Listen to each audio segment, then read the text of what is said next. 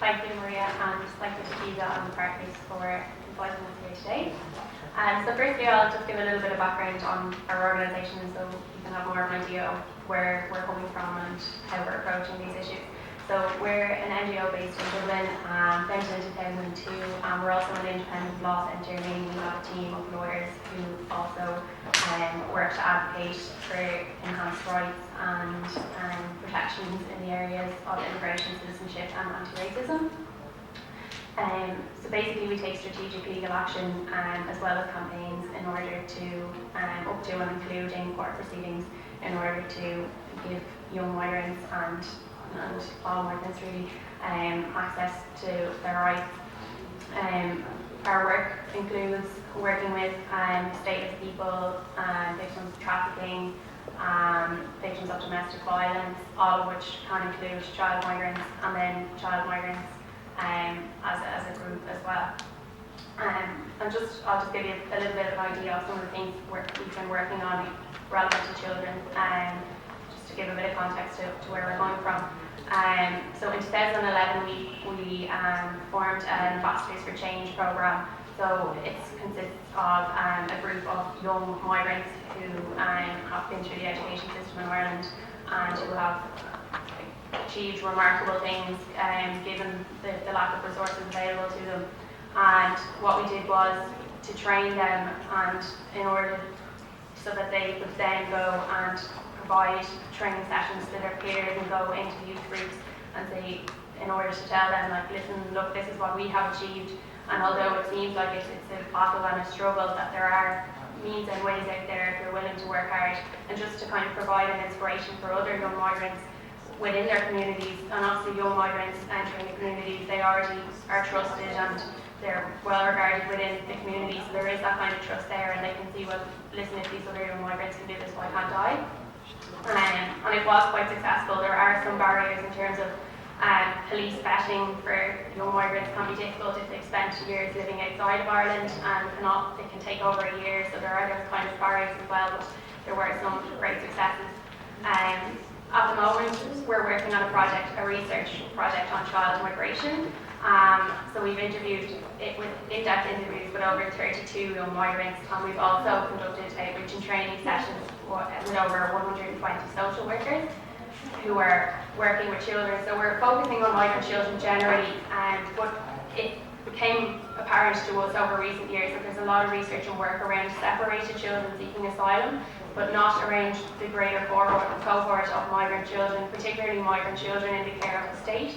And we're having a lot of issues presenting into our law centre around migrant children in the care of the state, and the inaction on the part of the state to resolve their status and empower those young people with access to services like education. So that's where we're coming from. And in terms of policies at an EU level, we've seen for many years that there's recognition of the need for young people to have full participation in education, employment and society. It's constantly reiterated in various policy documents from many years ago. But we're still here talking about it today, so we can see that progress is slow, although a lot of the policies say all the right things. We have Europe 2020 talks about achieving sustainable and inclusive growth. The European Youth Pact has in its integration priorities employment and social inclusion, education and training. And then we have obviously the EU Youth Strategy, which identifies social inclusion as one of its key areas, and is committed to developing intercultural awareness and developing inclusion through education and employment. And while they do kind of say all of the right things, and in some areas we do achieve things, such as the Erasmus Plus programme obviously has had remarkable successes in terms of projects like What Youth No More, and projects which include various partners on the ground, and has remarkable successes in involving young migrants and reaching out and empowering groups of young migrants. But we need to ensure that this is happening on a local level in all countries throughout the EU, and that it's not just people who are privileged enough to be involved in these Erasmus Plus projects that are benefiting. And I think that EU policies at large are really not achieving that. There's not enough cross-sectoral coordination with other departments at an EU level in terms of other policies, aside from specific youth policies that affect young people. So in terms of, say, health, justice, indeed the Commission Coordinator for the Rights of the Child is based in DG Justice, but we don't see enough cross-sectoral coordination there around tangible things that could be done through other policies that do affect young people. And I think that that's something that's really lacking. And indeed, in March 2016 of this year, an evaluation was published of the first 5 years of the EU Youth Strategy, and that did identify the need for further cross-sectoral coordination.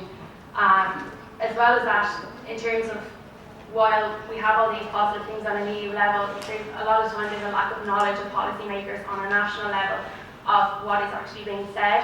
On an EU level, a lack of understanding and a lack of political will, as we've heard this morning. There's, the rise of far right, because of societal attitudes, the political will just isn't there. So there isn't enough of an alignment of national policies with the EU youth policies. So therefore, although strong things might be said and the right things might be said in the EU youth policies, we're not seeing them in reality on the ground in terms of local and national initiatives. And that does present difficulties in terms of achieving integration on a local level and supporting NGOs who may not be involved in greater European projects in terms of initiatives that they're trying to achieve. I know we're pressed for time, so I'll just refer to a few specific areas where, to give examples of where kind of policies, there is a need for further strategies. Firstly, education, as we heard this morning, it's the most powerful tool for empowering young people to overcome discrimination and to achieve social inclusion. But again, in education, there have been some policies, but there is a need for more kind of tangible strategies in order to reach out to these young people. We've had a lot of in terms of informal education, we've had a lot of policies on the role of youth work in achieving social inclusion. The Council conclusions have recognised the contribution of youth work to development and social inclusion, and there have been some excellent work in terms of enhancing and evaluating youth work across Europe, but the same issue is always there. How do we reach out to these migrant children who are really in need? It's always the same cohort of young people who are involved in these EU consultations. I've been involved in several of them myself, and it's always the same cohort, whether it's health or internet safety. It's always the same young people that are involved, the same people that are referred by national youth councils. And there's usually very few, if no migrant children. They're usually people who are natives of those member states. So there needs to be more of a real need to include migrant young people in informal means of education. Then, while there have been some successes in informal education, in terms of formal education, there isn't really, from what I've heard today, from the Greek situation and certainly from the Irish situation and from recent legislative changes in the UK, there isn't complete equal access to education for migrant children. Council conclusions in 2012 during the Cypriot presidency found that stated that all young people should have equal access to education, training and the labour market. But in reality, that really isn't happening. And particularly in Ireland, even where children are legally resident in the state and are long-term residents, they're not afforded equal access to further education and training. We have children in the care of the state who may be in care and living in Ireland from the age of 2. They're under a full care order, which means they're in the care of the state until the age of 18, regardless of what happens. So they've spent all of their formative years in Ireland. They may have no recollection of their country of origin. They probably don't speak the language. A lot of them don't have any communication with their biological family because they may have been abandoned or their parents may have been deceased and it wasn't possible to reunify them with anyone in their country of origin. In some cases, they're not even sure which is their country of origin, which is obviously there are other issues they're very startling. But the fact is that these children are effectively Irish. They're totally culturally assimilated. They speak English with a strong Irish accent. They learn Irish in school. But when they come to the age of 18 and they feel like they're the same as everyone else in their class, the issue is that while they're in care, their immigration status isn't resolved and the Department of Justice doesn't allow the social workers to sign applications for citizenship. So they are given a legal residency status on the basis of having been a child in the care of the state, but that doesn't allow them equal access to education. So if they were to go on to further education, they'd have to pay international student fees of €20,000 a year, which for a child who's come out of the parent state is not manageable. And coming out of the economic crisis in Ireland now, we really do need at least a primary degree, if not a master's, to access most jobs. Even jobs which would have just required lower secondary level qualifications before, now require a third level degree just because they can require that because there is such a high level of graduates. So they're not afforded equal access to the labour market then, because they're competing with all these young graduates who are coming out and are much more qualified and experienced. And so we're just seeing that education policies on an EU level they're not trickling down into the reality on the ground in countries like Ireland and Greece. And we do need to see more kind of expert working groups with real youth consultation with migrant young people taking place in order to kind of overcome some of these issues. As well as that, there have been kind of policies in terms of enhancing social inclusion for children who are not in education, training and employment. But as well as that, in many countries we've seen that not all the children are eligible for these schemes, because a lot of them come under departments of social protection or social welfare in the countries. And if young migrants aren't entitled to work, they're usually have no recourse to public funds, which means they can't draw down those payments. And that's the situation in Ireland. So we might have a young person who is legally resident, but because they're classed as the dependent of, say, a work permit holder or someone who has Zambrano rights because they have a half-sibling who is an EU or an EU citizen, that even though they're legally resident, they have no permission to work, so therefore they're not entitled to social welfare payments. So then they can't access these further training and education schemes. So they can't go to third level and they can't go to vocational training. So they're effectively stuck in limbo. They're seeing all their friends and peers going on to further education and training, and they're stuck for years.